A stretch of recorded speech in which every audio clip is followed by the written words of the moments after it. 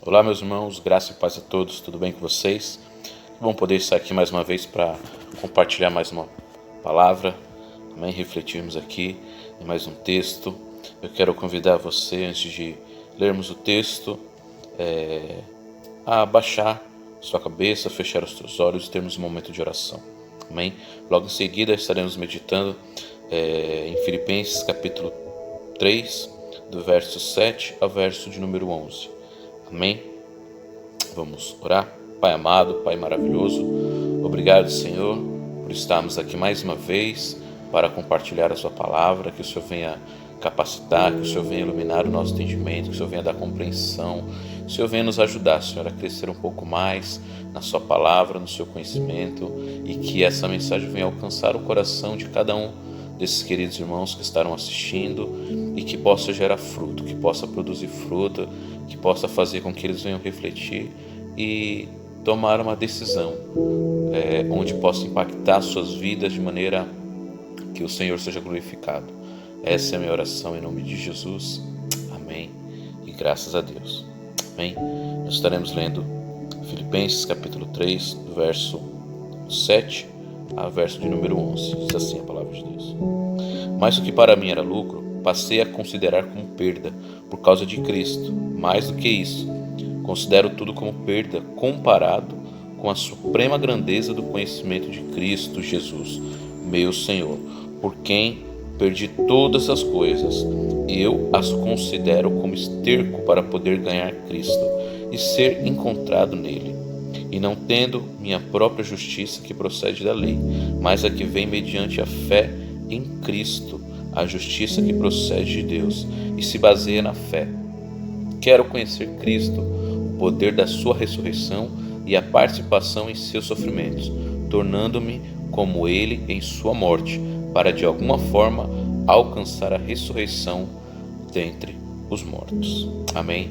Bem, queridos, acho que deve estar um pouco claro, né? Eu quero refletir com você hoje a respeito de renúncia. Não tem como nós não olharmos para esse texto, para essa porção aqui, e não enxergar a palavra renúncia, porque é isso que está por trás aqui desse texto. E aí, antes da gente refletir algumas coisas aqui, eu queria trazer à sua memória alguns personagens que tiveram essa mesma atitude, porque é importante nós enxergarmos que na vida de todo aquele que é chamado por Deus, a renúncia faz parte da sua vida. Todo aquele que é chamado por Deus, ele precisa entender a importância do que é renunciar a algo para Deus, por amor a Cristo. Amém? Veja só, eu queria começar falando a respeito de Abraão, porque Abraão, ele começou abrindo mão de algo e partindo de sua terra. E durante o resto de toda a sua vida ele continuou fazendo isso, ele continuou renunciando. Alguns exemplos: primeiro, ele deixou o seu lar, ele deixou o seu pai, ele deixou o seu passado. Depois ele entregou para Ló, o seu sobrinho, que aparentemente estava tendo um coração um pouco egoísta.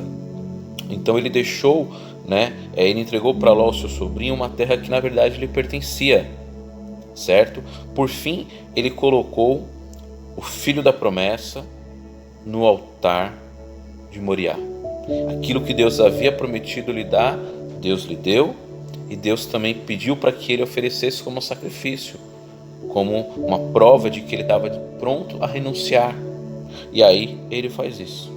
Mas veja só, por outro lado, no final, nós sabemos que Abraão ele acabou se tornando pai, de multidões, de todos aqueles que creem em Deus. A sua herança foi uma herança incontável, como a areia do mar e as estrelas do céu, bem como o próprio Deus havia prometido para ele. O outro personagem é Davi. Lembra de Davi? Ele mesmo disse: não oferecerei ao Senhor, meu Deus, holocaustos que não me custem nada. Percebe a consciência de Davi? Davi, ele era um homem que ele não conseguia chegar diante de Deus, estar diante de Deus e não lhe oferecer nada. E ele pagou o preço total por isso, entende? E a Bíblia vai nos dizer mais à frente o seguinte: o trono de Davi será mantido perante o Senhor para sempre. Um outro exemplo, o exemplo agora de uma mulher, é Ana. Lembra de Ana? Ana abriu mão de seu filho. E o seu filho veio a ser o profeta da restauração do Israel, lá do passado. Veja só. Então, assim, quando nós olhamos para esses personagens, para outros personagens, nós percebemos de maneira muito clara que por trás da história de cada um deles havia a renúncia. Então, veja só, e na minha vida e na sua, o que eu e você temos renunciado? Porque é muito fácil, né, nós olharmos para as coisas ou para as outras pessoas e julgar que elas não estão abrindo mão de nada, renunciando nada, quando na verdade nós também não temos feito nada de diferente. E aí quando nós olhamos aqui, Paulo ele deixa bem claro que além dele ter perdido tudo, o verso 8 vai nos mostrar que ele passou a considerar como refúgio, né? A ideia aqui da palavra de esterco é como algo, como se fosse um refúgio, como se fosse algo que não fosse útil, não tivesse utilidade, justamente para conseguir Cristo. Ele diz: eu as considero como esterco para poder ganhar Cristo. Eu acredito que esse deve ser o seu desejo também, não é verdade? Ganhar Cristo. O que significa ganhar Cristo? É de fato ter Cristo na sua vida, ter Cristo como prioridade na sua vida. E aí é interessante que Paulo, ele foi um homem que ele andou tanto no meio do povo quanto nos palácios reais, entende? No meio de pessoas importantes, conceituadas, estudiosas daquela época, pessoas que eram definitivamente importantes. Mas ele está mostrando para mim e para você que ele também teve que renunciar, ele teve que abrir mão de algo, ele teve que deixar para trás certas coisas, ele teve que focar em outras coisas, visando alcançar coisas ainda maiores e mais significativas, entende? Na verdade, na vida de quem serve a Deus, de quem entregou a sua vida a Cristo, é sempre assim. É sempre uma entrega, um sacrifício pessoal que precisamos fazer. Precisamos sempre nos render de maneira total ao nosso Senhor. Chamar Cristo de Senhor não tem significado algum se eu e você não nos colocamos na posição de servos, de pessoas que estão dispostas a abrir mão da nossa vontade para que a vontade do nosso Senhor seja feita, entende? E quando nós conseguimos desenvolver isso, então eu e você podemos receber uma revelação plena de Deus, uma revelação mais profunda a respeito do nosso Deus, do nosso Senhor, entende? Olha só, um outro exemplo é a respeito de José. Lembra? José e os seus irmãos, a condição para que os irmãos de José o vissem face a face de novo era que Jacó libertasse o melhor que ele tinha, e o melhor que ele tinha naquele contexto era o seu filho Benjamim, entende? E que seus filhos, né, ou seja, os irmãos de José deveriam levar até o Egito. E aí, depois disso que José coloca para que os seus irmãos fizessem, olha só, Judá, ele vai ainda mais longe, o outro irmão de José, ele vai ainda mais longe, ele se oferece para ser escravo de José no lugar do seu irmão Benjamim, porque na cabeça dele, né, ele pensou assim: meu pai já sofre por ter perdido o seu filho José, o filho que ele amava, e aí agora ele tem Benjamim como seu filho, onde ele tem um grande amor, e ele não vai conseguir lidar com essa perda. Então, para tentar resolver Judá, ele se oferece como escravo, certo? No lugar de Benjamim. E aí é interessante isso, porque isso gerou uma comoção no coração de José, a ponto de José não conseguir mais conter o segredo, porque até então, aqui, isso que eu estou te falando, isso que eu estou te relembrando, né, José ainda não havia se revelado. Na cabeça deles, né, de Judá e dos demais irmãos que estavam ali, era o governador do Egito que estava requerendo algo, simplesmente, talvez para punir Só que aí a atitude de Judá de se oferecer como escravo, como servo, no lugar do seu irmão Benjamim, que se isso viesse a acontecer, iria causar mais dor e sofrimento em seu pai Jacó, isso mexeu com o coração de José, e ele se sentiu impulsionado a revelar para todos os seus irmãos aquilo que estava no seu coração, tudo aquilo que estava acontecendo, entende? E é isso que eu quero que você entenda, é exatamente assim que Deus faz comigo, com você.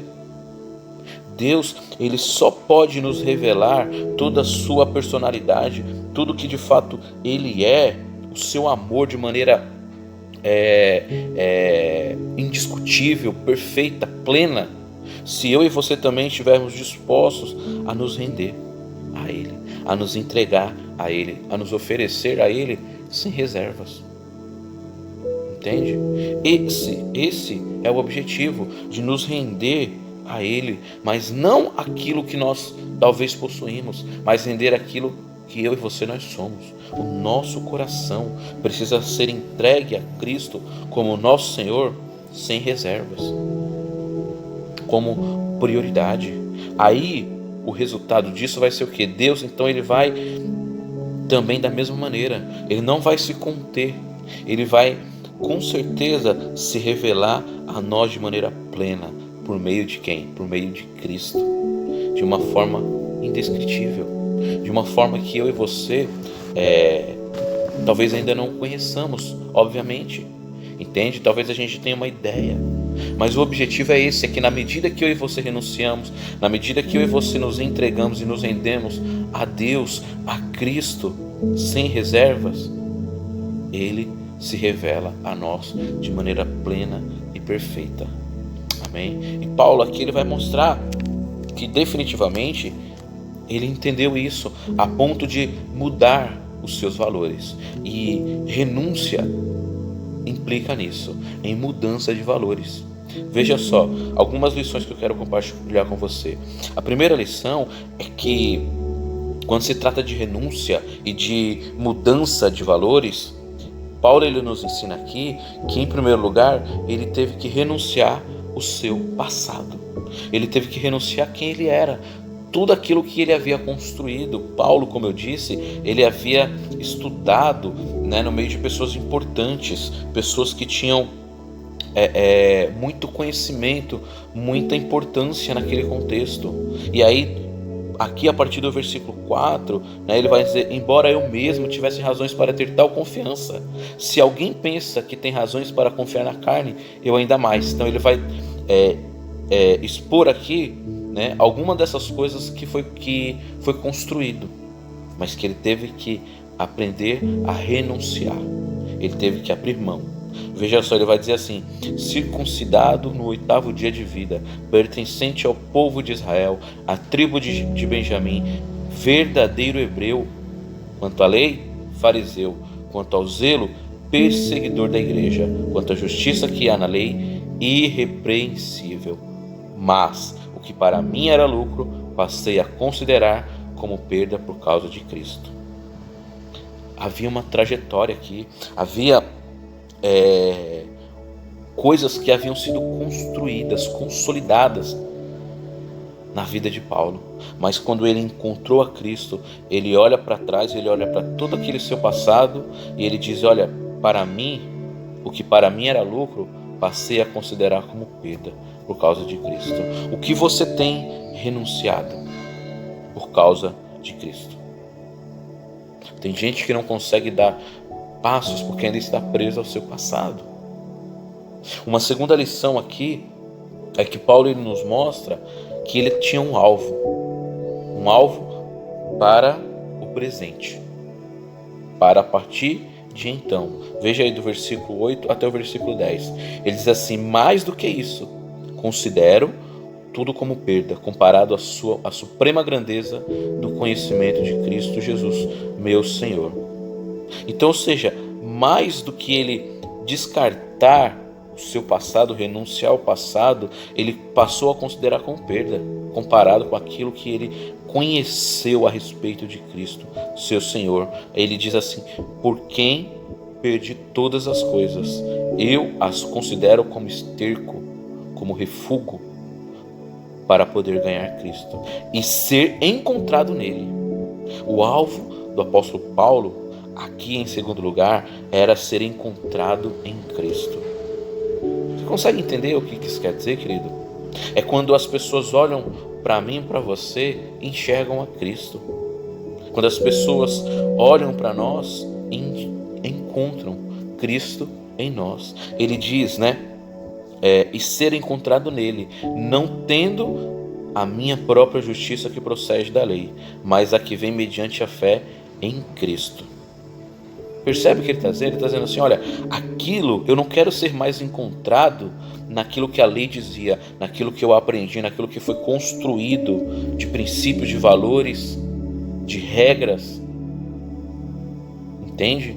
Lá no passado. Pelo contrário, eu quero ser encontrado em Cristo, eu quero ser visto como alguém que foi alcançado não por meio da lei, mas por meio da fé em Cristo. Ou seja, eu quero ser alguém que é visto por confiar, por crer na obra salvadora e redentora de Cristo, a justiça que procede de Deus e se baseia na fé. E aí ele vai mostrar que de fato essa renúncia, essa mudança de valores, além de ter exigido dele ou ter levado ele a renunciar ao seu passado, também tinha a ver com um alvo presente, porque ele vai dizer assim no versículo 10: quero conhecer Cristo, o poder da sua ressurreição e a participação em seus sofrimentos, tornando-me como ele em sua morte. Percebe? O alvo do apóstolo Paulo era ser encontrado em Cristo por meio da sua fé em Cristo e conhecer a Cristo, conhecer o poder da ressurreição, participar daquilo que Cristo viveu sofrendo. Ou seja, ele está dizendo assim como Cristo pagou um preço para nos salvar, eu também estou disposto a conhecer a Cristo a ponto de experimentar lá na frente o poder da ressurreição e também hoje participar dos seus sofrimentos. Eu também quero sofrer por amor a Cristo a ponto de outras pessoas serem salvas, serem alcançadas. Amém?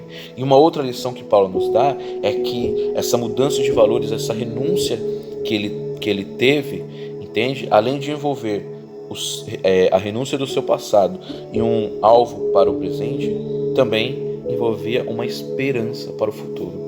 A esperança do apóstolo Paulo, sabe qual que era? Versículo 11: para de alguma forma alcançar a ressurreição dentre os mortos.